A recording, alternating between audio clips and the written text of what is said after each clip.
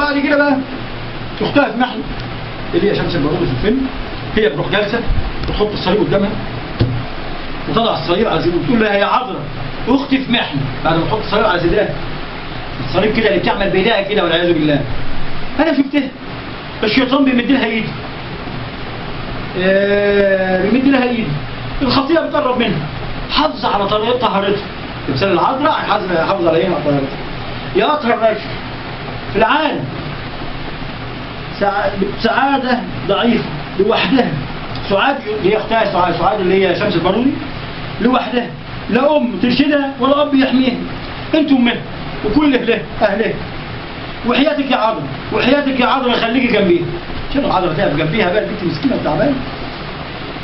انه هيكون الرحمه في السماء، انه يكون الرحمه في السماء، يا خاطئين توبوا وانا مخطئه تائبه. راحت بقى عند بقى تمثال العذراء وبتتوب.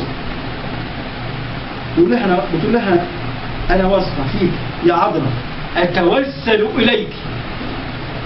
عند رستم بتقول العذراء الراهبه انا واثقه فيك، انا واثقه فيك، اتوسل اليك يا عذراء استجيبي، يا عذراء اتوسل اليك بالايمان. وبعدين يا زيد بتقول لها الجبال تحركت والبحور اتشققت والسماء ايه؟ نطرت خير وبركه، وتروح ساجده بقى على ايه؟ على السلم بتاع العذراء. وتلاقي بقى ايه والصليب ومش عارف ايه والحاجات دي كلها حصلت. ادي يا عم الحاج الفن المصري. ده اسمه كلام؟ وطبعا الفيلم ده معمول من لبنان واخراج لبنان وكل حاجه. طيب في شرع مين؟ لان هنقول دلوقتي اللي بيحصل ده كله في شرع مين؟ هل انا يجوز لي شرعا؟ انا عايز اسال العلماء، علماء الازهر، مش هتكلم بقى ولا علماء السلفيه ولا المشايخ ولا الاخوان ولا غيرهم ولا غيرهم. علماء الازهر هل يجوز شرعا اجي انا امثل؟ وايه العبره؟ مش هقول لك بقى كمثال ايه؟ اللي في الادب والسفاله والبجاحه والكلام ده كله اللي بتحصل ده. دعاره مقنعه، سفاله واللي ادب في البلاد. طيب هنتكلم بقى على الجزئيه دي. ايه هل يجوز شرعا؟ السؤال ده يا علماء ازهرنا الشريف اللي بيحصل ده في الافلام، هل يجوز شرعا ان انا انحني واسجد لصنم؟ هل يجوز شرعا ان انا اقول كده واوضح للناس والناس تروح تمثل الادوار دي؟ يعني لسه هنيجي بقى في مسلسل لا اله الا الله وغيره وعلى امر السيره هتلاقي بلاوي كتيره جدا جدا. الناس بتقلد الكلام ده. يعني انا بقول الكلام ده عشان احذر الناس يا اخوانا الكلام ده غلط، اقل ما يقال ان هذا الكلام خطا. لو احنا جبنا حمار بالقرون، حمار ما بيفهمش حاجه في الدنيا او حد عبيط هيقول ان الكلام ده غلط، حدش يقول ان الكلام ده صح. طب احنا بنقول يا جدعان يا اخوانا يا مسلمين ما تسمعوش الكلام ده وما تنفذوش الكلام ده عشان ما يبقاش من جهل منكم تقطعوا في ايه؟ تقعوا في غلط. لان هي كلمه واحده يهوي بها الايه؟ تهوي بها في النار 70 خريف ولا ينتدب. دي مشكله كبيره ومحدش بياخد باله ايه؟ من الحاجات دي كلها. طيب احنا هنيجي نقول لك كمثال زي المسرحيه بتاعت محمد صبحي جايب تحدي من الملائكه والشياطين عن حاله الايه؟ البشر من بدايه نفسها. محمد صبحي وسعاد نصر لا يتكلمون تريد الطعام منه في الاول كده جايب لك انك من ايام سيدنا ادم بيضحك علينا بقى. ثم بيفلوا بعض طبعا وبياكلوا الامن نفسه وبعدين يروحوا واخدها في قلب الكهف وتقول له ايه؟ تسمع صوت كده ايه؟ سايب كده واحده سايبه وتقول لك لا معلش اصل ما كانش فيه ايه؟ جواز. اصل ما كانش لسه الجواز ظهر ويدخلوا الكهف طبعا وتخرج له حامل ويمشوا زي القرود وكاننا احنا اصلنا قرود. اسمع بقى اصل هو الراجل ده لو انت بصيت فكره هتحس ان فكره في الشوال. هتلاقي كتير جدا ويتخطى صبحي مع احد الاشخاص من اجل وحده. واتى صوت صبحي كان البقاء للاقوى وكان في ذلك في حكمه. صوت كان انتصاره عظيما حين اكتشف ان قوته تكمن في استخدام عقله. يجيب لك بقى قابيل وهابيل. وذكاء وصوته كان خبته عظيمه لما استخدم نفس عقله في ارتكاب ايه؟ ارتكاب ابشع خطيئه قتل احدهما الاخر. وجايبين الشياطين الملائكه ده اكيد انتم ايه اللي بتعملوا الحاجات دي؟ لا يا عم مش لاعبين الملائكه مش هيلعبوا مع الشياطين. الملائكه عند محمد صبحي في المسرحيه بتاعته مش هيلعبوا مع الشياطين. طيب واول مره اشوف ملاك طبقي وبرجوازي، يعني هو بيعلن الشيطان نفسه عشان ما يقولكش لا والله انت بتجيب الكلام ده منين؟ لا هو بيقول لك ملاك طبقي وبرجوازي. والاسم يطلع ادم ويطلع حوريه. ودار الاسلام اللي بتقول له بقى ايه؟ ده الاستاذ عبد الصبور اللي بيديني درس خصوصي. رد الراجل وقال انا الاستاذ عبد الخصوصي عايز يضحك الناس. ادم عقله كان ايه؟ كان تفاحته لما حس بجوع اكله. شوف ازاي. طيب برضه في تاني هنخش تاني في حته تانيه في جزئيه تانيه. تعالى بقى وحدث ولا حرم في حاجات كتيره جدا تجنن. افلام قائمه كامله زي فيلم كمثال زي الغلانه وهنديله ماشي. في افلام بقى تانيه زي كده كتير. بس تعالى بقى هتشوف ايه بقى. كلام بيدعو الى الشرك والكفر والعياذ بالله. احنا مش هنقول يا اخوانا وهنعذر بالجهل عشان ما حدش يقول لك لا ما بيعذرش بالجهل ويكفروا طول الارض. لا يا سيدي بنعذر بالجهل. بنقول ماشي انت اللي عملته ده غلط في الافلام دي عشان الناس بتقلدك. الناس بتقلدك يا عم يا فنان يا قدوه. وانا واثق 100% ان الكلام ده اصلا ليس عبثا. معمول بفن ولعب وهندسه عشان احنا شبابنا يطلع بره يبقى غير ان هو تافه وملوش قضيه، لا ينطق بهذه الكلمات. بتقول له بقى يا سيدي بقى مدد يا رئيس الديوان مدد. تمام؟ لا نجيبها لك. لا طبعا في قلب ايه بقى يا سيدي؟ اديله ماشي. ده مجهول وبقول له حي انا من محاسيبي ومدد مدد مدد مدد طول ما انت ماشي كده. ام هاشم معاك هو النادر بتاعها اهو بتاع بارس عصر وجايب لها النادر بقى خروف. النادر لعن الله لمن ايه؟ من نذر لغير الله وذبح لغير الله. تقول له بقى نادر عليا يا ام هاشم. يوم ما ينجح اسماعيل طبعا اكيد هنا رزق اهو ابني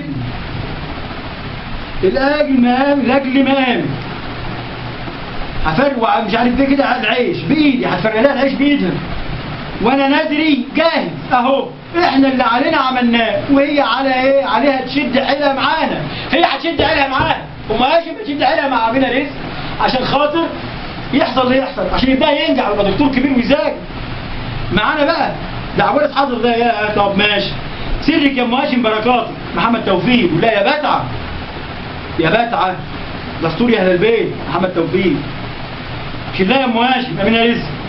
بقول لك النتر حل وانا ناسي روحي. ده النتر حل معاك امينه رزق.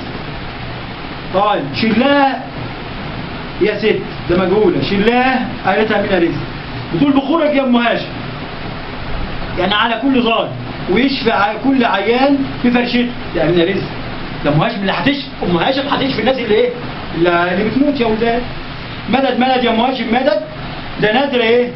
النجاح يا عم دردير. ده شكر ايه؟ كان قاعد في سرحان بيقول له ايه بقى؟ اللي تزيد نعمه عليه وتجعل بركه ام هاشم بركه ام هاشم في ذريته. ده صلاح منصور عامل لي فيها الدرويش بتاع عند ام هاشم. تمام؟ واسطتك موجوده يا اسماعيل. ده هو بيتقال لمين بقى؟ صلاح منصور بيقول لمين؟ لشكري سرحان في الفيلم. يا ابني مين يا عم درديري؟ الحي. شيلها يا ست شيلها يا ست. الست تقف جنبك وتتصل بالحكام. الحكام طبعا هيعملوا. ما هو انتوا عايزين تعرفوا بقى ما هو في حكام في الانجاب وفي الاخباط واللي ماسك الدنيا دي والاربعه اللي ماسكين الدنيا. يعني خلاص بقى الدنيا هم اللي ماسكينها واحنا قاعدين كده. كرامات كرامات كرامات طبعا صلاح منصور. يا ام هاشم ستاره على الولايه موديه ايه؟ موديه وش. ده مجد خطير. بعيد عني ليه؟ بمد ليك ايدي خديني اعملي معروف. ده بتترجاها. بتترجى بقى يا ام هاشم وهي ايه؟ ربنا طهرك وصانك ونزلك في الاوضه. اذا ما كانش الغلابه ومكسورين الجناح هيقصدوكي ويقصدوا مين؟ هيقصدوا مين؟ مجد الخطيب بتقول لها هيقصدوا مين؟ ما كانش الناس هتقصد ام هاشم هيقصدوا مين؟ ما يقصدوش ربنا طبعا. هيروح ربنا فين؟ لازم يروحوا ام هاشم والحسين وبتاع وكده. طيب والنبي يا ام العواجز لو تاب عليا ربنا لو ربنا تاب عليها بقى هتعملي ايه بقى؟ لا زي مقامك الطاهر ب50 جامعه اداهم لك. تبقى فعلا لو انت بصيت في اخر الفيلم هتلاقي 50 جامعه راحوا قالت عليا كفار وحياه اخوك سيدنا الحسين ما تخليش استنى كتير. وراحت مقبله ايه؟ مكان ايه؟ بس مقام السيده ايه؟ عايش. بتقول لها امانه يا اسماعيل ويقرا لي الفاتحه في الشيخ بتاعهم. ده هو راح ايه؟ مسافر برضه مش عارف هولندا ولا ايه. بيقول لك رضا ام هاشم رضا من ام هاشم على ابننا اسماعيل. ده رضاها اللي خلاك تبيع القط. بيقولوا لمين بقى؟ لعبارس عصر بدري. ده امينه رزق اللي بتقول له. وبعدين عبارس عصر بيقول شيلها يا ست. يعني كر كلامها وشيلها يا ست. امينه بتقول لها ايه بقى يا سيدي؟ بركاتك يا ام العواجز. شوف البركات بقى. امين يا رب. دي خلنا احنا في حته ثانيه ليه معلش. عشان ما نخش فيلم يقول لك لا ده تدليس وغيره وكده. طب ماشي نكملوا تعديل لما نلاقي له مكان. طيب اهي في قنديل المهاشم برضه بتقول لك ايه؟ ما كل الناس بتتبارك بيه، هو بقنديل المهاشم، القنديل بتقول له وبعدين بتقول لك مدد مدد، بتقول بس الزيت ده حاجه ثانيه، ده بركه، زيت ام هاشم بركه. دي مسة شيطان زي من تكسيره، طبعا لما كان راح سرحان كسر القنديل تكسيره القنديل، اعملوا له زار، اعملوا له زار بقى زي ما قال ابينا بقى هم زار مدد يا ام هاشم، وعملوا زار مدد، والنبي يا ام هاشم تخليكي معاه وتاخدي بالك منه، ام هاشم خلي بالها والراجل ايه عيان بيموت، والنبي يا ام هاشم تخليكي معاه. بتقول الواحده تعمل اللي عليها والباقي على ربنا، ده مجد الخطيب. تعمل اللي عليها، كل واحد يعمل عليه بالفعل، طب والباقي على ربنا. كتر خير. يا ستي يا اللي هداني الطريق ضيق، يا ام هاشم مدد على طول المدد، ربنا معاه ومعانا كلنا ببركه ام هاشم يا رب. ده مجد الخطيب. يا بركه ام هاشم عبد الوارث عصر. دجال بيقول انا شفت القطر، شاف القطر لامينه رزق نزل الشمع، طبعا هم في اخر الفيلم مدد يا ام هاشم، والناس دي كلها عملوا طول الفيلم بقى مدد يا ام هاشم مدد. طيب انا عايز اعرف بيجيبوا المدد منين؟ عشان الست ام هاشم. هو ده بقى، هو ده الفن، هو ده الفن. هنقول لي بس يا اخوانا بعد كده الفن تحس ان بيرشدوا الناس اهو للضلال والهلاك. الناس بتقلد الكلام ده، الناس بتجري ورا الكلام ده جري شديد جدا، الناس بتقوله في الشوارع، تيجي تقول لك انا شفت في الفيلم الفلاني، شفت في المسلسل الفلاني، انا بحب كذا عشان